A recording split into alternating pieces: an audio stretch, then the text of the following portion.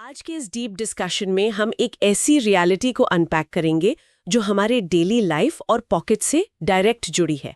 हम सब सुनते हैं कि इंडिया फास्टेस्ट ग्रोइंग इकोनॉमी है, पर आम आदमी को और गरीब क्यों फील होता है? आज हम नंबर्स के पीछे का असली सच जानेंगे। बिल्कुल, और ये सच जानना आज के वक्त में सबसे ज्यादा जरूरी है। सही कहा।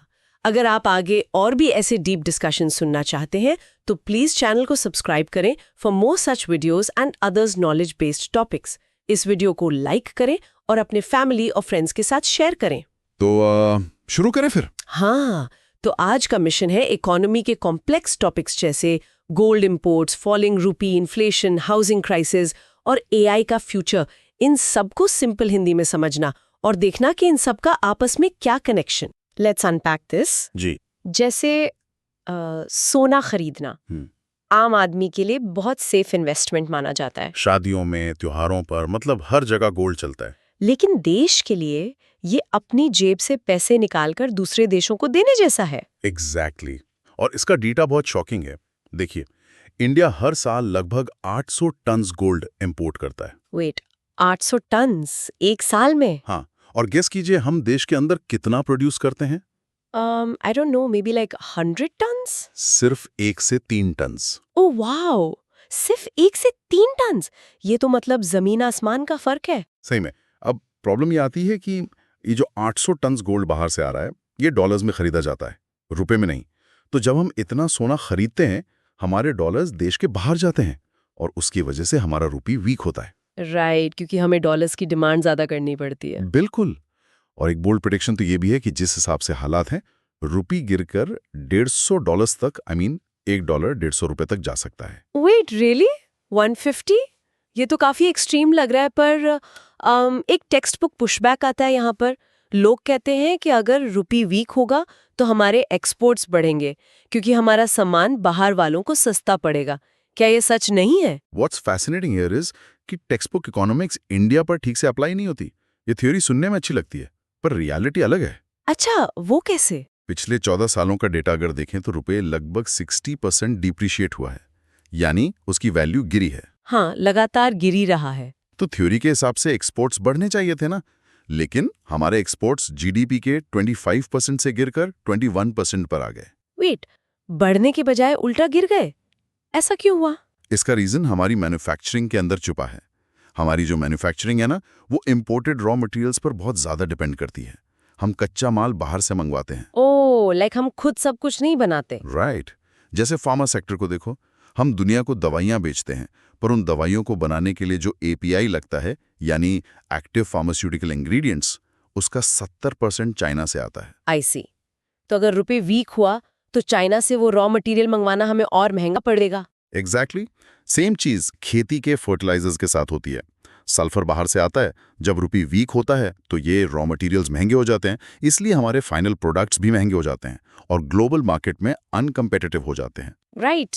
तो एक्सपोर्ट्स बढ़ने का तो सवाल ही पैदा नहीं होता। ये कनेक्शन बहुत क्लियर है, लेकिन यहाँ एक कॉन्ट्रडिक्शन लग रहा है मुझे। कैसा कॉन्ट्रडिक्शन? अगर रुपी लगातार वीक हो रहा है, बाहर से आने वाली चीजें महंगी हो रही हैं, तो देश के अंदर इन्फ्लेशन यानी महंगाई इतनी कम क्यों दिखाई देती है ऑफिशियल नंबर्स में? आई मीन, रुपी की वैल्यू और डेली एक्सपेंसेस मैच नहीं कर रहे। ये एक बहुत ही इंटरेस्टिंग पॉइंट है।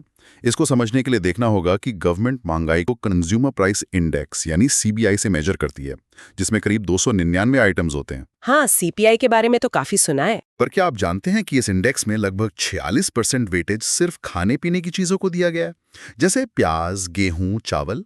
वेट, 46%? ऑलमोस्ट आधा सीपीआई बस खाने पीने पर है। Here's where it gets really interesting.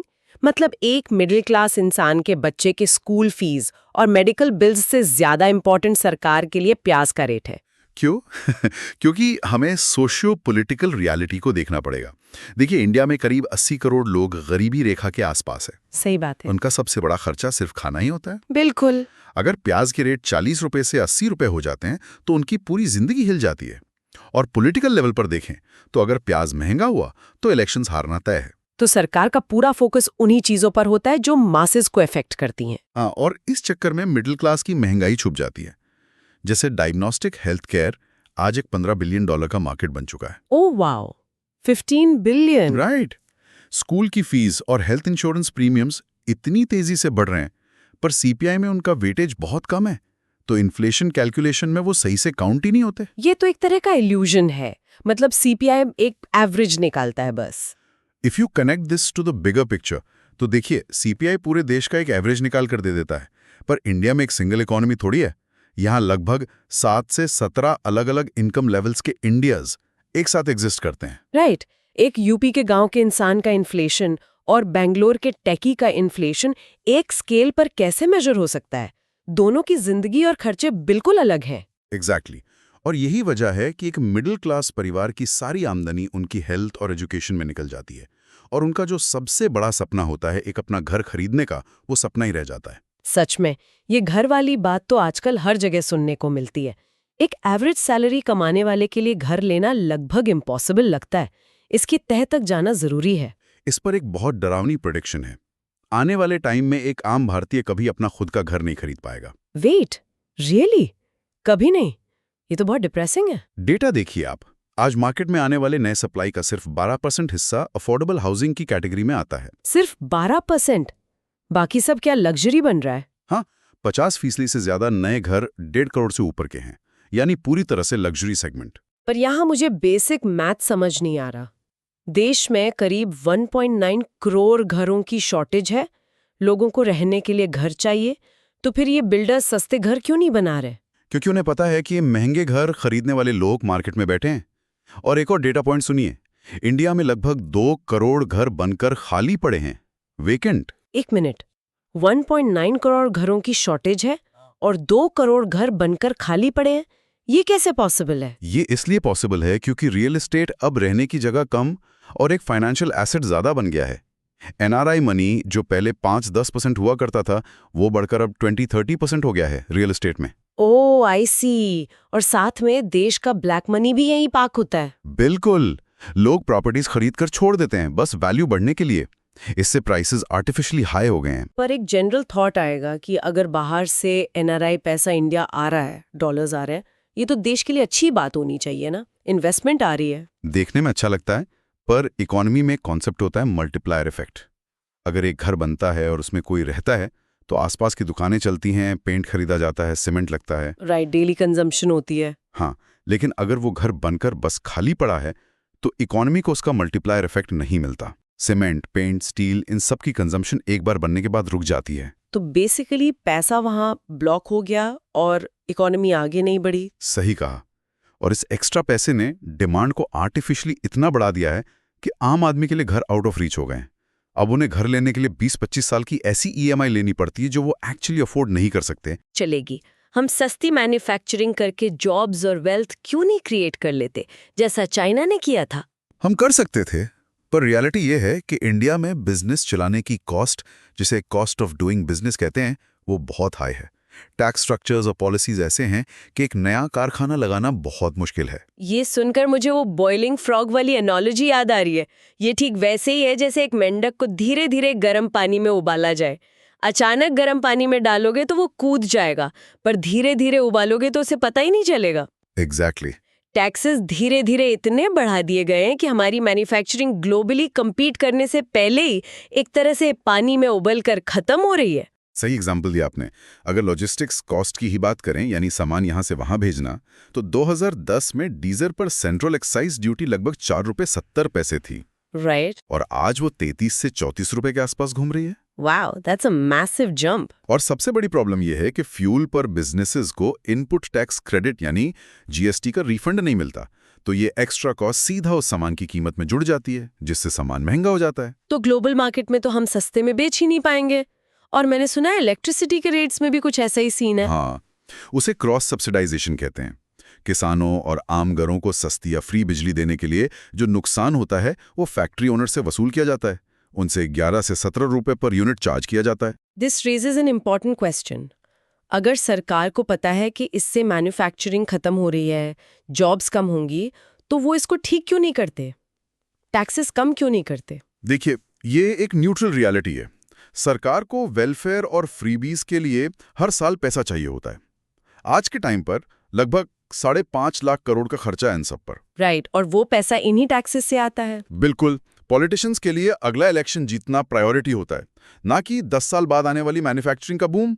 Election आज है तो उनको स्कीम्स आज चलानी पड़ेंगी। उनका पर्सपेक्टिव भी अपनी जगह है, उन्हें सिस्टम चलाना है, पर इससे मैन्युफैक्चरिंग का तो बहुत नुकसान हो रहा है। इन बोल्ड ब्यूरोक्रेटिक डिसीजंस को लेने के लिए कोई पॉलिटिकल कैपिटल खर्च नहीं करना चाहता। सही बात है। तो अगर मैन्युफैक्चरिंग एक्सपेंसिव है, हाउसिंग क्राइसिस है, तो क्या हमारा आईटी और सर्विस सेक्टर हमें बचा लेगा, जिसके लिए हम इतने फेमस हैं? पर वहां भी एक नया खतरा है, एआई। हाँ, बहुत लोगों को लगता है आईटी बचा लेगा, पर आईटी सेक्टर में इंडिया के टोटल वर्कफोर्स का सिर्फ 1% लोग काम करते हैं, लगभग 60 लाख लोग बस। सिर्फ 1%? ये तो कुछ भी नहीं है। हम तो पिछले 20 सालों से आईटी सुनते आ रहे हैं, और अब तो एआई उन जॉब्स पर भी खतरा बन गया है। और एआई सिर्फ कोडिंग या आईटी जॉब्स नहीं खा रहा, ये लोअर टियर फिजिकल जॉब्स को भी रिप्लेस कर रहा है। Wait, physical jobs like robots वगैरह? हाँ, चाइना में अब ऑटोनॉमस ट्रक्स, मतलब एक के पीछे एक बिना ड्राइवर के चलने वाले ट्रक्स हाईवेज पर निकल चुके हैं। Oh wow, driverless trucks commercial level पर? बिल्कुल। उसके अलावा डिलीवरी ड्रोन्स और होटल में रोबोट वेटर्स अब वहां लगभग आम बात हो गए हैं। ये वो ग्राउंड लेवल की जॉब्स हैं जिन पर हमारी बहुत बड़ी पॉपुलेशन डिपेंड करती है। ये सच में बहुत बड़ा खतरा है। अगर सस्ती लेबर हमारी यूएसपी थी, तो अब रोबोट तो सस्ती लेबर से भी सस्ता पड़ेगा, राइट? वो थकेगा नहीं, छुट्टी नहीं लेगा। एग्जैक्टली। तो हमें अपने लोगों को अपग्रेड करना ही पड़ेगा।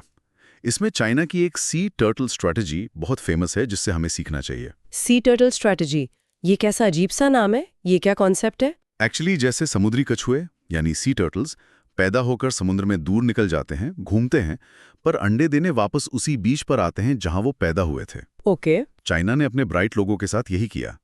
उन्होंने अपने स्टूडेंट्स को बाहर अमेरिका और यूरोप जाने दिया, ताकि वो वहां जाकर नए स्किल्स, खासकर एडवांस टेक्नोलॉजी सीख सकें। अच्छा, रोका नहीं उनको? नहीं, और फिर टैक्स ब्रेक्स, रिसर्च ग्रांट्स और मैसिव इंसेंटिव्स देकर उन्हें वापस अपने देश लाया।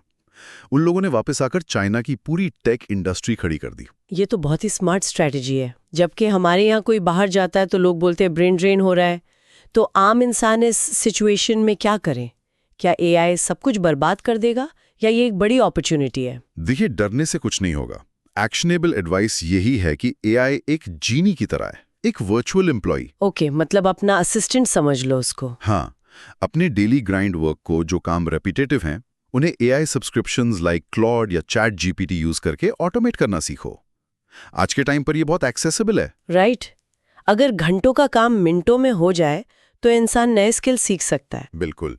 अपने स्किल्स को कॉन्स्टेंटली अपग्रेड करो और ग्लोबल न्यूज़ जरूर पढ़ो, जैसे साउथ चाइना मॉर्निंग पोस्ट या ऐसी इंटरनेशनल पब्लिकेशंस, ताकि पता चले कि दुनिया आखिर जा कहाँ रही है। ये बहुत वैलिड पॉइंट है। कुएं का मेंढक बनकर नहीं रह सकते अब। सही बात है। तो इन सब चीज़ों को अगर हम सम अप करें, गोल्ड से लेकर एआई तक, हमने आज देखा कि हमारी इकोनॉमी कैसे इंटरवोवन है।